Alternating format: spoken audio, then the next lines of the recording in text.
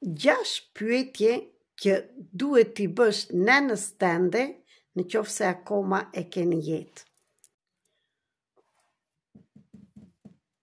Numri 1. Kush e ka vënë emrin tim? Dhe pse? Pse ma vure këtë emër? 2. Kush është kujtimi më i mirë nga jeta ime fëmijërore? 3. Çfarë është ajo që do doje të thonje dhe nuk ma ke thënë deri tani? 4.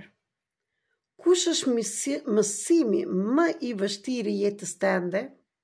Këtë pyet ti nënën tënde. Je femër apo mashkull? Në çfarë do moshe që je? 5. Çfarë këshille do doje të kishe marrë e nuk more kur ishe e vogël dhe nuk e more akoma? 6. Çfarë do doje të mbanja mend për gjithmonë për ty mama?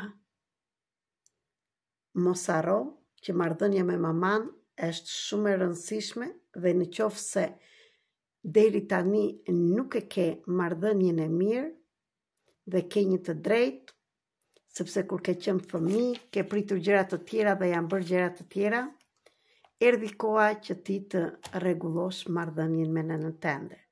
Sepse me sistemin përfaqësik, nëna është ajo që të ndihmon lidhje saj ta kesh mirë me jetën, me partnerin dhe me paratë.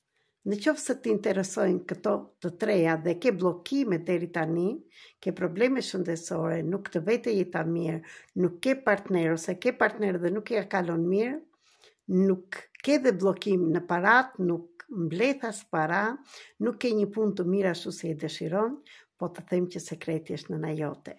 Unë jam Erita Cake dhe jam terapiste energjike dhe punoj shumë me metodën e lirimin e travmave të ndryshme, po më e rëndësishme të sistemit përfaqësik që vej në sistem çdo gjë që duhet të viret. Dhe së bashku, në qoftë se të intereson, mund të gjejmë shkakun kryesor që ti ke bllokuar jetën. Dhe jo vetëm ta gjejmë, por ta lirojmë dhe ty të hapen rrugët.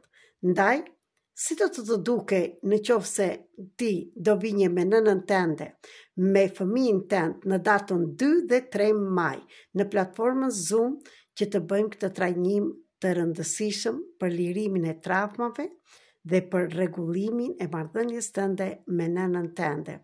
Në të gjitha fushat, në qoftë se vërtet je i guximshëm e guximshme dhe do një gjë ndryshe nga gjërat që ke bërë deri tani, ky trajnim është për ty.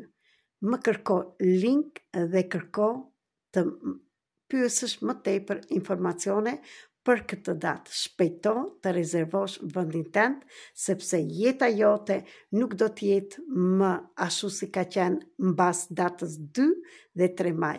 Ju dua shumë, ju përshëndes dhe ju mirëpres.